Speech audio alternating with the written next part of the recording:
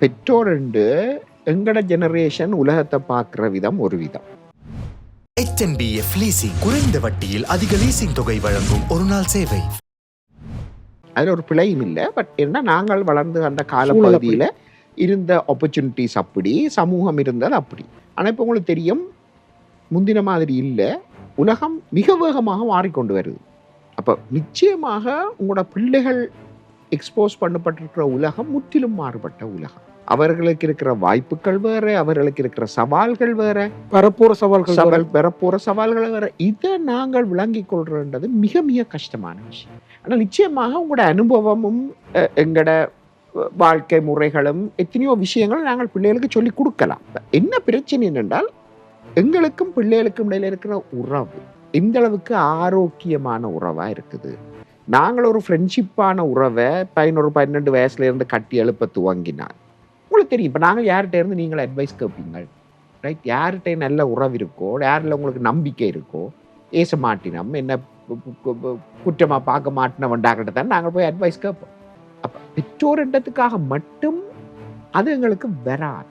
நாங்கள் பிள்ளைகளோட எந்த அளவுக்கு அந்யோன்யமாக பழகிறோம், அவர் விட்ட பிள்ளைகளை இப்படி நாங்கள் திருப்பி திருப்பி சுட்டி காட்டாமல், ஓம்டா அப்போ நானும் இப்படியெல்லாம் பிளவிட்டுருக்கேன் தங்கச்சி, பிள்ளை நான் இப்படியுமெல்லாம் பிளவிட்டுருக்கேன் நாங்கள் எந்த அளவுக்கு துணிவாக சொல்கிறோம்.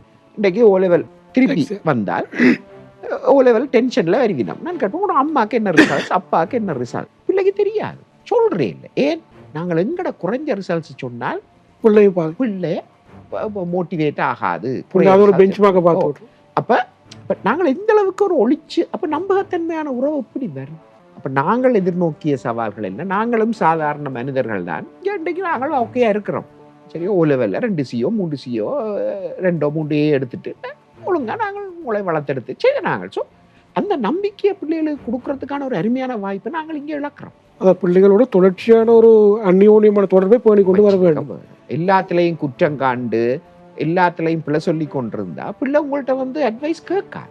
நாங்கள் கேள்விப்படுறது மன அழுத்தம் அந்த வசனத்தை நாங்கள் கேள்விப்படுறது ஒரு தொழில் சந்தைக்கு வருகின்ற போது அப்படிதான் நாங்கள் கேள்விப்படுறோம். ஆனால் பெற்றோர்கள் உணர்ந்து கொள்ள வேண்டும். பிள்ளைகள் நீங்கள் சொன்னது போல பிள்ளைகளுக்கும் அந்த மன அழுத்தம் இருக்கலாம். அதிகமாக இருக்கிறது. இன்று பிள்ளைகள் தற்கொலை முயற்சியிலே அதிகம் ஈடுபடுகிறார்கள். போதைப் பொருள் பாவனைக்கு அடிமையாகிறார்கள். இப்ப போதைப் பொருள் பிரச்சனை என்றோ ஊர்ல இருக்கிற எல்லா பிள்ளைகளும் போதைப் பொருள் கடுமையா இருக்கின்றனவா?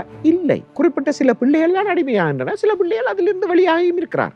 அது கம்படா. அப்ப அங்கு அழுத்தம் ஒரு காரணமாயிருக்கு. வன்முறையில ஈடுபடுகிறார்கள். இவை எல்லாம் அந்த அழுத்தத்தின் வெளிப்பாடுகள் தான். அந்த வன்முறை வீட்டிலே வன்முறையாக இருக்கலாம், பாடசாலையில் வன்முறையாக இருக்கலாம், பல்வேறு வன்முறையாக வெளிப்படுது. இதற்கெல்லாம் காரணம் மாணவர்கள் மிக அதிகமான அழுத்தத்திலே இருக்கிறார்கள். அவர்களுக்கு அழுத்தம் பல்வேறு வழிகளிலே வருகிறது.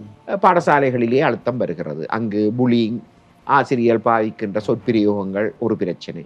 அதே போல வீட்டில் இருந்து வரும் அழுத்தங்கள், சமூக வலைத்தளங்களில் இருந்து வரும் அழுத்தங்கள், பொருளாதார அழுத்தம் அடுத்த பிரச்சனையா இருக்கிறது. ஸோ இவ்வாறான பல்வேறு அழுத்தங்களை எங்களது பிள்ளைகள் சந்திக்கிறார்கள். நாங்களே நினைக்கிறோம்னா எங்களுக்கு அழுத்தம், பெற்றோருக்கு பிள்ளைகளுக்கு அழுத்தம் இல்லை என்று யோசிக்கிறோம். அவர்கள் உங்களை விட அதிக அழுத்தத்தில் இருக்கிறார்கள். இதை நாங்கள் கட்டாயம் ஏற்றுக்கொள்ளத்தான் வேண்டும். எங்களுக்கும் அழுத்தம் இருக்கிறது, இல்லை என்று நான் சொல்லவில்லை. அதிகமாக இருக்கிறது. நாங்கள் கஷ்டப்பட்டு உழைக்கிறோம், நாங்கள் கஷ்டப்படுகிறோம், நீ ஏதோ ஒரு கவலையும் இல்லாம திரியிறாய், பொறுப்பில்லாம திரியிறாய் என்று நாங்கள் சொல்வது தவறு.